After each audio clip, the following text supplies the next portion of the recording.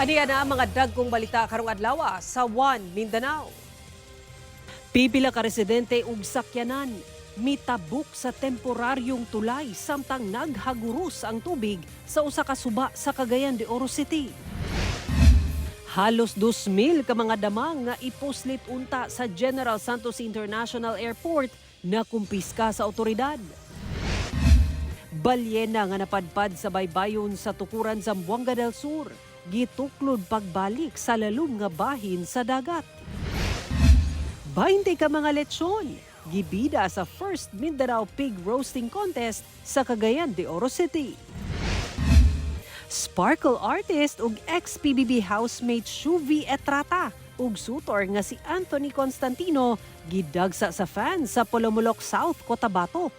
Unsa kaha ang hagit ni Shuvi kang Anthony sa pagpanguyab niini sa iya?